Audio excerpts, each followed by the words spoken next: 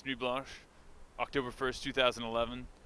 And the goal today is to report on as many of the official fucking projects as possible. There's some shit blowing around in the street because it's a windy fucking night. So the question is, how many people, when it's 5 degrees outside, are going to come out for this?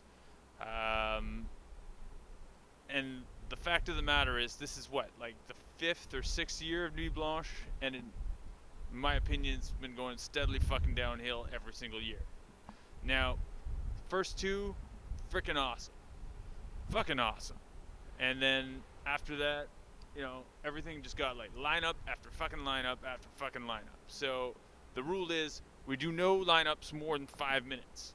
If there's a longer lineup, we ain't going. And we're only doing official projects and open submissions, but we're not really doing the non-official projects. The other thing that we want to see is basically a big problem in the past has been that all of the projects have been contained indoors, so the lineups are crazy and no one gets to see anything. And all the budget's been going into like big name artists that nobody really knows except for those of us who fucking know shit like that. You know, so no one knows where the money's going anyway. This year actually looks positive. It looks like basically you got a bunch of big name Canadian artists, well, you know, relatively big, you know, giving exposure to the people who are here, right? So, you know, giving them a chance, which hopefully will make it a better year. So I actually have some hope this year that this one's not gonna fucking suck. So anyway, that's the plan. First stop we're gonna make is we're gonna try to go to the base station to see Jessica Rose's Slumber Party. It's the hidden station under base station. The problem with these in the past is they get crazy fucking lineups because the fact of the matter is no one cares about the project. People just want to see what the fucking subway looks like. It's the hidden subway, for those of you who don't know. There's a subway that's not in use, and it gets used for this project every year. So we're going to try to see the project that's in there this year. If we don't make it, it's just because the lineup's too fucking long because of the wankers who just want to see the station and don't want to see the project at all. All right, let's see how we do.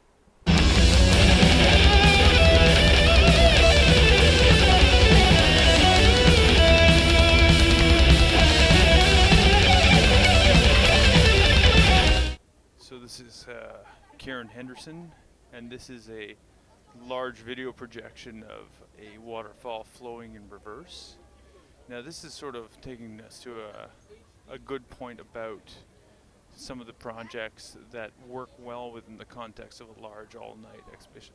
When you only got stuff up for 12 hours, you're only going to put so much consideration into materials and into aesthetics, because installation and sculpture are going to take a whole lot of effort to put up for 12 hours, and it's just not going to have the same payoff. So works that work really fucking well within this context are going to be things like, I mean, shit like video and sound. Sound always comes up because it doesn't look like anything, it's just sound. A large scale video installation really works super well within this context. A lot of these pieces within Zone A are all about reinterpreting and reimagining history. I guess this is, we're going to read into it, you know, just basically looking at forces of nature that we are all sort of familiar with, but turning them on its head and flowing them in reverse. I mean, it's just pretty. You can at least say that. Slow, it's a zone out, you know, it's fucking slow. It's meditative, one might say. Anyway, there we go. All right, so first failure. So this was installation number 1. It is a sound installation by a group called Post Commodity, and it was supposed to be in 2 locations, one of them being in the chapel and the other one being outside of the chapel. It's not outside the chapel. The lineup to get in the chapel. This is the principal problem when you have things in enclosed spaces, especially when they're number 1 in the booklet, because it basically makes people think, oh, we better fucking go see that. So you got a lineup that's going quite a ways. There's no way we're going to get in there for half an hour, so fuck it. We're not going to get to see it. The more things that get programmed outside, the more people have access to it. That's better programming for an all-night event that's going to draw millions of people. But basically, are you expecting people to stand in line for most of their night? It's not really a reasonable expectation. It's probably a really cool space. It is probably a cool installation. From behind, we saw that there's an eerie blue light coming from the room, but like, we're not gonna fucking see it. And I'd love to hear the sound installation. Again, the advantage of the sound installation outside is it just works. You know, it doesn't look like anything necessarily, or if it does look like something, it's just gear driven and therefore just kind of neat on that front. But like, other than that, you know, it could really work in an outdoor setting. There's no reason why it shouldn't be outside, but it ain't. So we're not gonna fucking see it. So we're moving on. Okay, so this is the Feast of, what is it? Tremalchio, Feast of Tremalchio by AESNF from Russia. 369 channel video projection, which looks fucking cool. It's like super like neoclassical. Super complicated imagery. There are like classical dudes holding water skis right now. Who the fuck knows what's going on? It's a great idea. It looks spectacular. But in order to figure out what the meaning is, we would have to spend a tremendous amount of time here just deconstructing it. I'm not saying that that doesn't make it good. We just don't have time to devote to that much analysis right now. But there's definitely like some neoclassical elements here. There's some clear homoerotic overtones. Soundtrack's pretty amazing. I mean, people are kind of overwhelmed, but what the fuck is going on? Who knows? We could spend hours.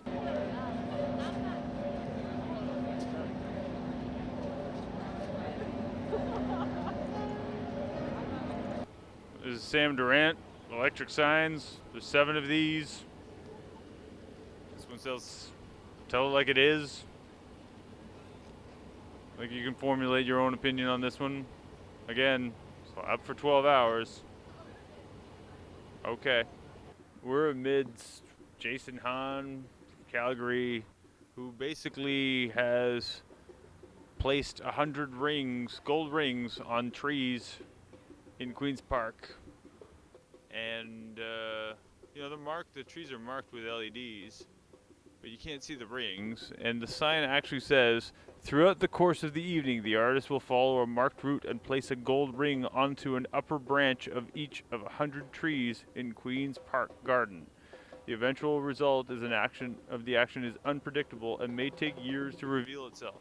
So the great part about this fucking piece is you will be able to see subtle gold rings on trees in the dark, because gold really shines prominently in the fucking night. This is going to be the principal problem with having the major axis of your exhibition night along Yonge Street, in that you will have no movement down the fucking street because everybody's there. So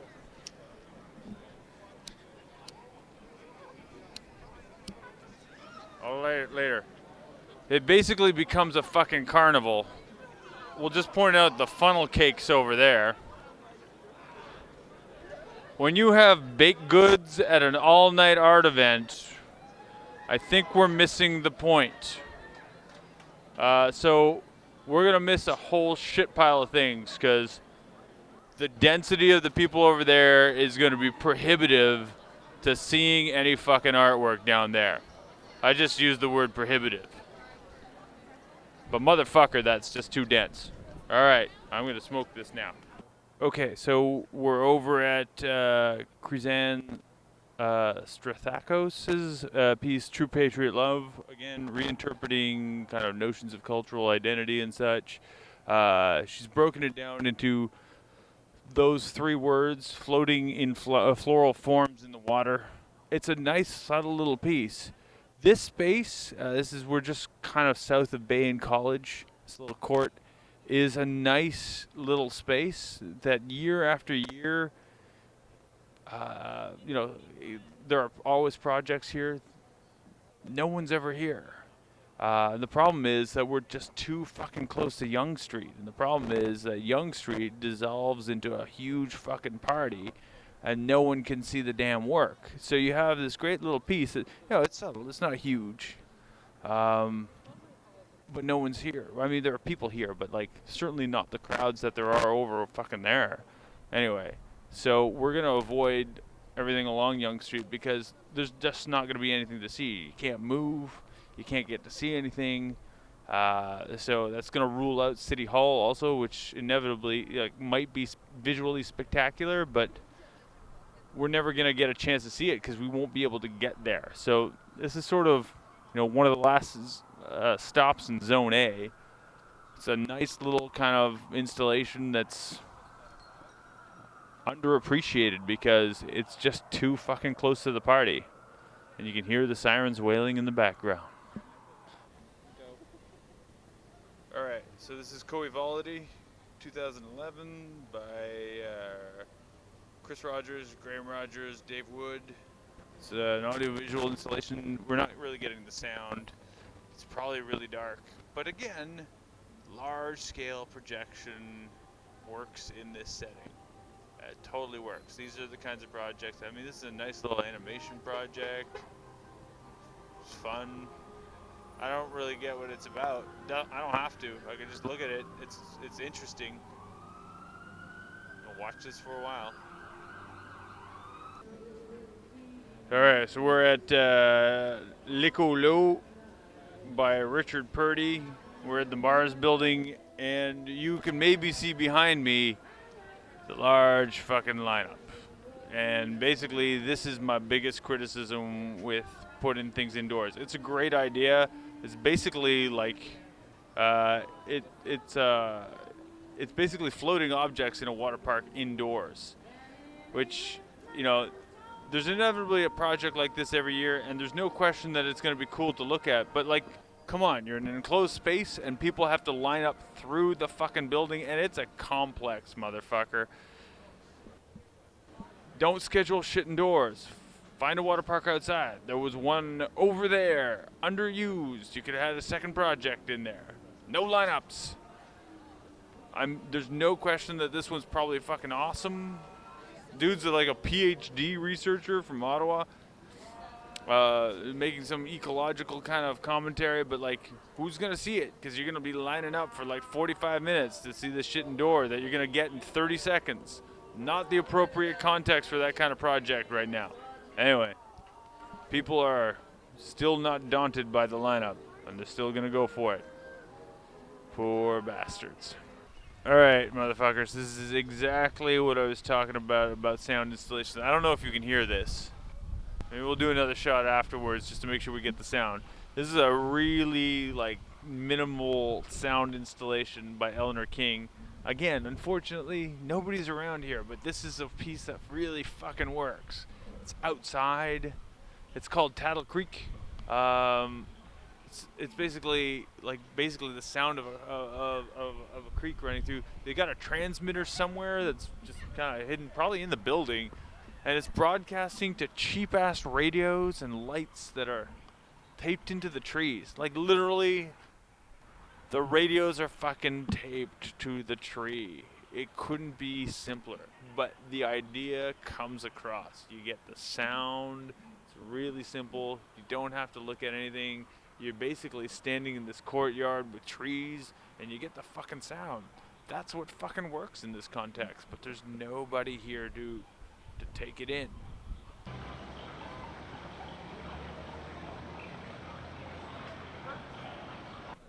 So basically, that's everything that was accessible and manageable in Zone A. Ends on a fucking high note with a nice little piece. So, and finally the people are coming. About fucking time. Alright. That's Zone A.